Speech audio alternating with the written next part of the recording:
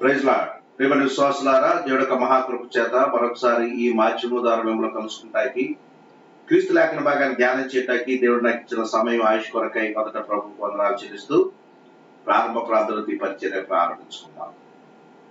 మమ్మల్ని మిక్కిలిగా ప్రేమిస్తున్న మా ప్రియ పరలోకపు తండ్రి, మీ పాదాల వందనాలు, స్తోత్రాలు దేవా.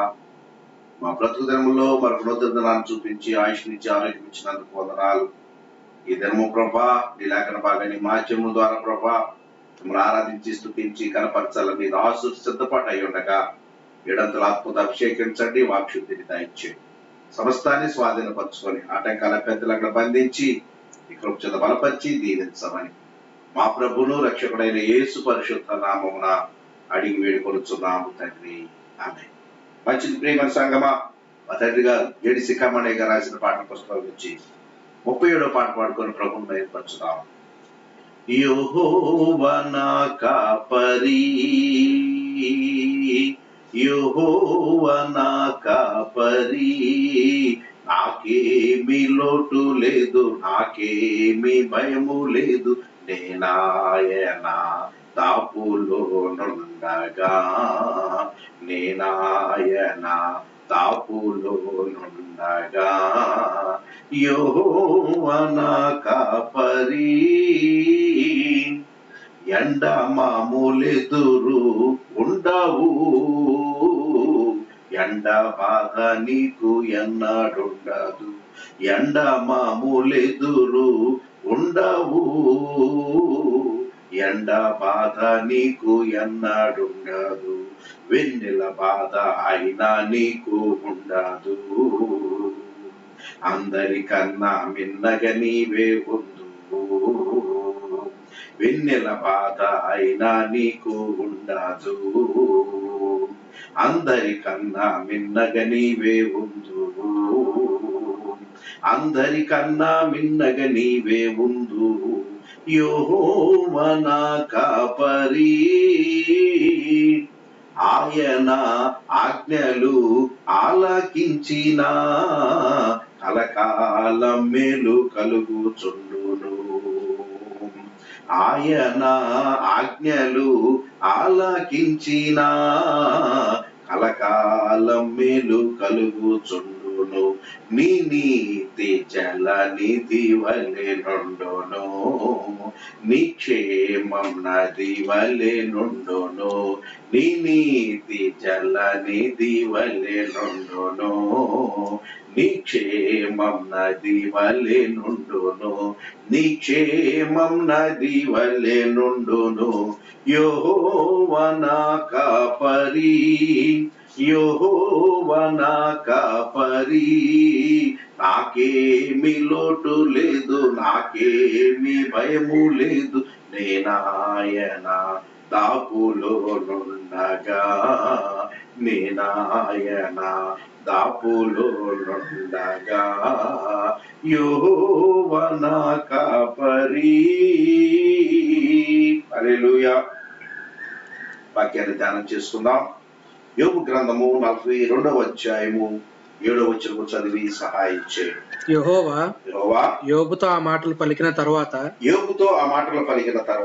ఆయన తేమానీయుడైన ఎలీఫజుతోను ఇలాగు సెలవిచ్చెను, నా సేవకుడైన యోబు పలికినట్లు మీరు నన్ను గూర్చి యుక్తమైనది పలుకలేదు గనుక నా కోపము నీ మీదను నీ ఇద్దరి స్నేహితుల మీదను మండుచున్నది. చాలే. యోబు గ్రంథము 42:7. ఈరోజు వాక్యాంశం ఏంటంటే, మీరు నన్ను గూర్చి యుక్తమైనది పలకలేదు.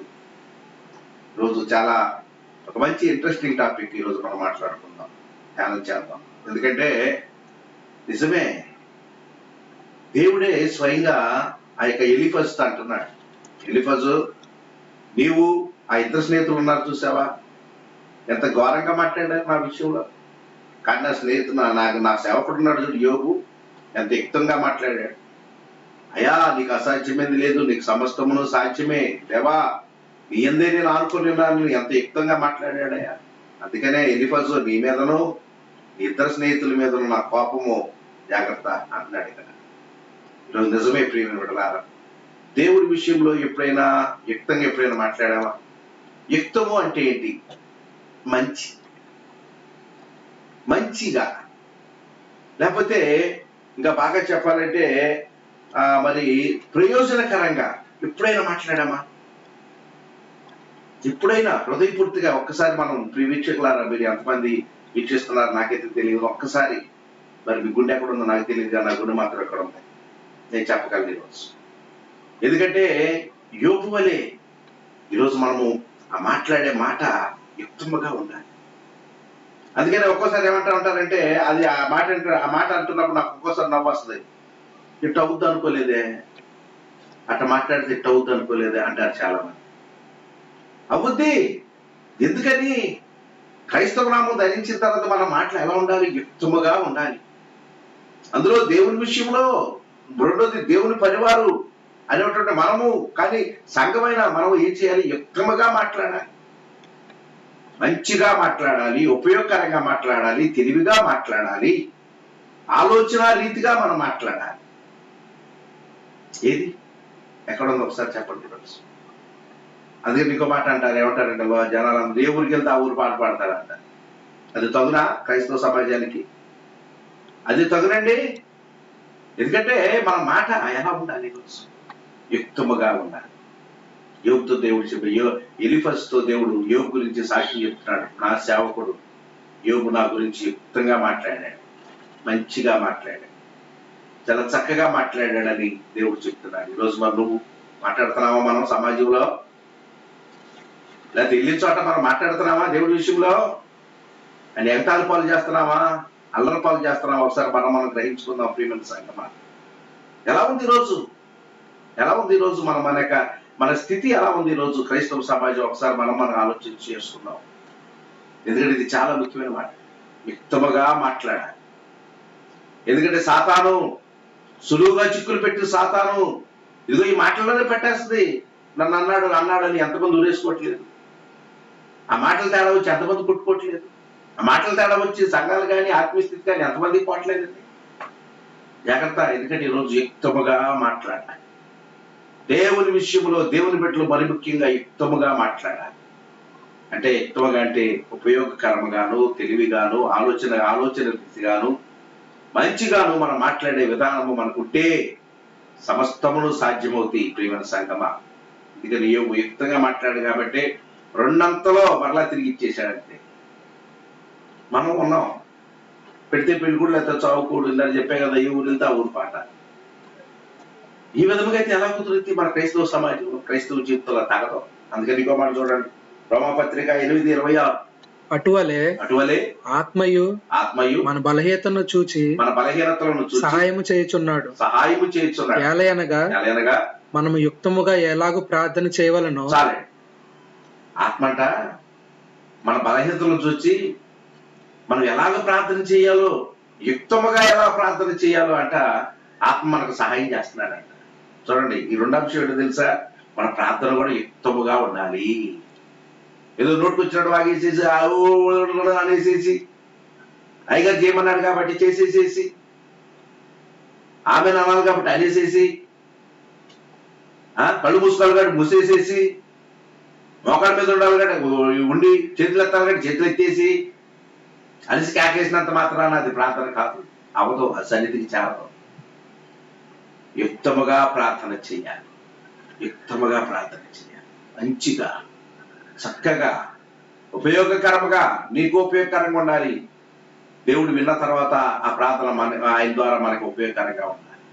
ఎలా ఉంది ఈరోజు?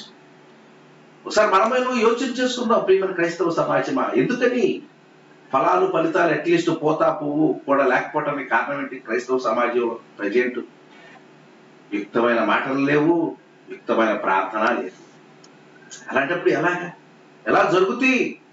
ఒకసారి యోచన చేసుకుందాం. అందుకనే ప్రార్థనకి సమయం కేటాయించుకొని చక్కగా, నింపాదిగా, చక్కగా, విస్పష్టముగా, ఆహ్లాదకరముగా, ఆనందకరముగా, ఉత్సాహకరముగా మనం ప్రార్థన చేయాలండి.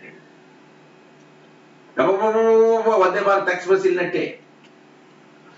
ఇందాక చెప్పాక కంఠస్థం కొంతమందికి, ముక్కు మీద పెట్టుకోని కొంతమందికి, మా పంతులు అంటా ఉండేవాడు బడిలో, ఎలా ముక్కు మీద పెట్టుకుని వచ్చినట్టున్నావు, ముక్కు మీద పెట్టుకుని అప్పు చెప్తున్నావు అంటాడు. ఏంటంటే టక్మన్ తొట్ట వచ్చి అప్పు చెప్పేసి ముక్కు మీద అది ఉండదంట. ఈరోజు ఎక్కువ క్రైస్తవ సమాజం ఇదే, కంఠస్థ ప్రార్థనలో ముక్కు మీద పెట్టుకొని వచ్చి చేయాలి కాబట్టి, ఆమె అనాలి కాబట్టి అది తగదండి. యుక్తమైన ప్రార్థన చేసి చూడు, నీకు ఫలం రాకపోతే నన్ను అడుగు చూడు, అందుకు నేనే మీకు సజీవమైన సాక్ష్యం. దేవుడితో స్పష్టంగా, చక్కగా, ఆనందంగా, ఆహ్లాదకరంగా ఎంత సమయం కేటాయించుకొని ఆయనతో అంత యుక్తముగా మనం మాట్లాడదు, అంత ఆహ్లాదకరంగా మన జీవితాలు, మన ఆత్మీయ పరిస్థితి, లోక పరిస్థితి బాగుంటుందండి. ఇలాంటి తెలియలేదేమో, ఇప్పటికైనా తెలుసుకో. యుక్తముగా మాట్లాడి యోబు 2 పొందుకున్నాడు. యుక్తముగా ప్రార్థన చేసి ఎంతో మంది మన క్రైస్తవ నాయకులు బైబిల్లో గాని, నాబోటోడు గాని ఎన్నో దీవులు పొందారు. అందుకని ఇంకో మాట చూసుకున్నాం. ఎస్తేరు గ్రంథము 8వ అధ్యాయము 5వ వచనం. రాజువైన తమకు సమ్మతి అయిన ఎడలను తమ దృష్టికి నేను దయ పొందిన దానినైనా రాజువైన తమ ఎదుట ఈ సంగతి యుక్తముగా తోచిన ఎడలను తమ దృష్టికి నేను ఇంపైన దానినైన ఎడలను రాజువైన తమ సకల సంస్థానములలో యూదులను నాశనము చేయవలనని హామాతాగు కుమారుడైన అగాతీయుడగు హామాను రాయించిన తాకీదులు చొప్పున జరిగించినట్లు వాటిని రద్దు చేయుటకు ఆజ్ఞేయుడి.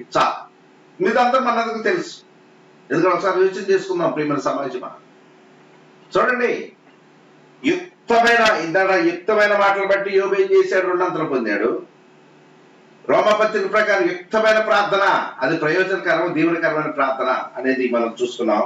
3వది ఏంటంటే, ఎస్తేరుకి ఎక్కడ లేని సమస్య వచ్చింది తన ప్రజల మీద, తన జాతి మీద. ఏం చేయాలి అర్థం కాల. ఉపవాసం ఉంది, ప్రార్థన చేసింది.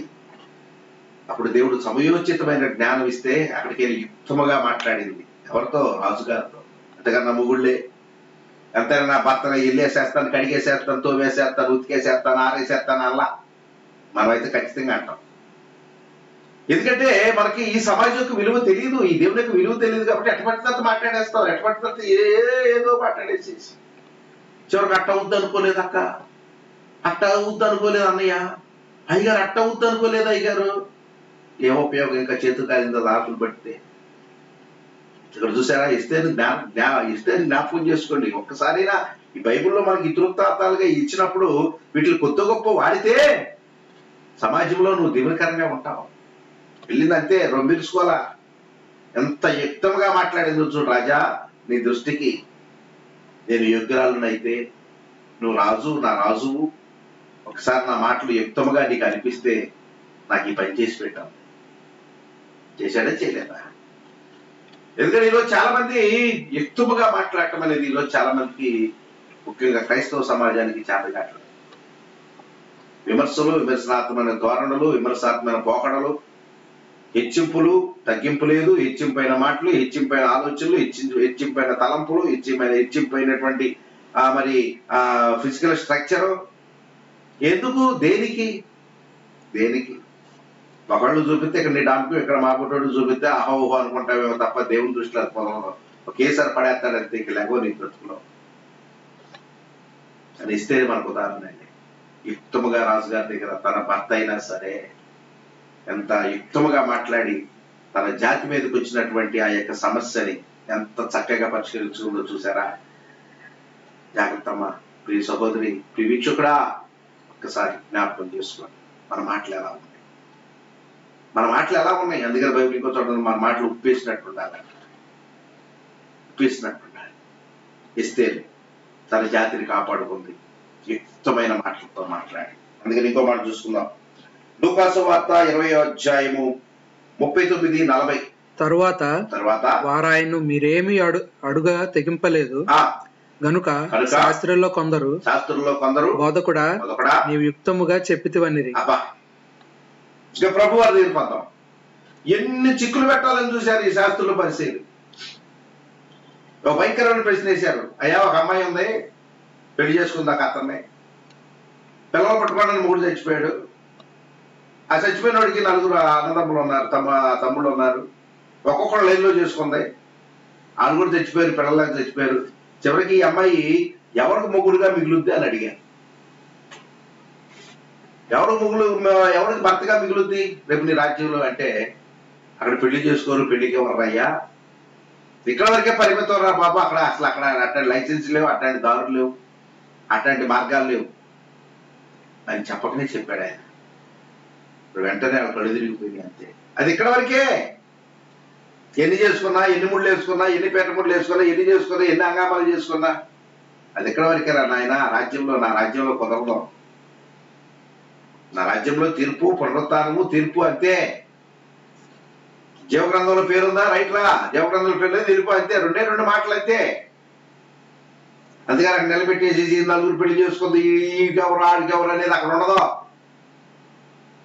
నమ్మి బాప్తిసం పొంది పాప క్షమాపణ రక్షించబడితే అంతే, వెళ్ళండి కూడా జీవగ్రంథంలో పేరు రాయబడి. చూసారా, వెంటనే ఆ శాస్త్రుల పరిస్థితి ఎందుకంటే మామూలుగా వెంటనాడన్నారబ్బా, నువ్వు చాలా యుక్తముగా సమాధానం చెప్పావయ్యా. ఎదుటోడు మాట్లాడకుండా రోజు నువ్వు కూడా అనేకమైన సమస్యలు వస్తాయి, అనేకమైన మాటలు వస్తాయి, అనేకమైన అంటారు, నిన్ను ప్రశ్నలు వేస్తారు, ఇబ్బందులు పాలు చేయాలని, ఏంటి సంగతి చూద్దామని అంటారు. యుక్తంగా సమాధానం చెప్పు. కానీ లేకుండా మాట్లాడడానికి నీ యొక్క చూడటానికి రెండోసారి నీతో మాట్లాడటానికి వణికిపోవాలి. కానీ మనకు సూత్రం ఏంటి తెలుసా, వణికిపోవాలంటే బై మీద పడిపోతావు, బై అలరం చేసేస్తావు, అంటావు. ఏం ఉపయోగం? ఒక అర్థది మనం అడుగుతున్నాం, ఏం ఉపయోగం? యుక్తముగా మాట్లాడు. ఆడు ఎంతలావైనట్టు సరే, వాడిని మిడినాగైనా సరే, వాళ్ళు రక్క చెట్ల మధ్యలో నివసిస్తున్నా సరే, సమస్తం నీ పాదాల దగ్గరికి వచ్చి నమస్కారం చేస్తాయి. చూసావా, క్రీస్తు వారు ఆ శాస్త్రుల పరిస్థితికి యుక్తముగా సమాధానం చెప్పాడు. వారి తల తిరిగిపోయింది అంతే. అందుకని ఇంకో మాట చూసుకున్నాం, 1 పేతురు 2:15 ఏలైనగా మీరిట్లు యుక్త ప్రవర్తన గలవారే, అజ్ఞానంగా మాట్లాడు, మూర్ఖుల నోరు మూయుట దేవుని చిత్తం. మూర్ఖుల నోరు మూయించుట దేవుని చిత్తం. అబ్బా, ఈ మాట మాత్రం మీరు బాగా రాసుకోండి. చాలా మంది ఎదురుటి మాట్లాడతారు, విమర్శిస్తారు, మీ దేవుడు ఏంటి, అదేంటి, ఇది రెచ్చగొడతా ఉంటారు. వాళ్ళకి ఏం చేయాలి తెలుసా, యుక్తముగా వారి నోడు మనం మూయించాలి. ఊహించటాది దేవుని చిత్తమైందే. యుక్తంగా మాట్లాడు, మంచిగా, తెలివిగా, ఉపయోగకరంగా మాట్లాడు. మరలా ఇందాక చెప్పాను కదా, ఇంక మరలా మాట్లాడకుండా చెయ్యి. మీతో మాట్లాడితే మన కుదరకురా బాబు, అలా మాట్లాడితే మరలా మన దగ్గర జవాబు లేదురా అనేటట్లుగా ఉండాలి. అలా నోరు మూపించు, అంతేగాని అర్థం చేసేసి గొడవ చేసి మా దేవుడిని అంటావా, నిన్నంతా నేను కొడతా, అబ్బే ఇవన్నీ కుదరదు, సాతాను పోకూడదు.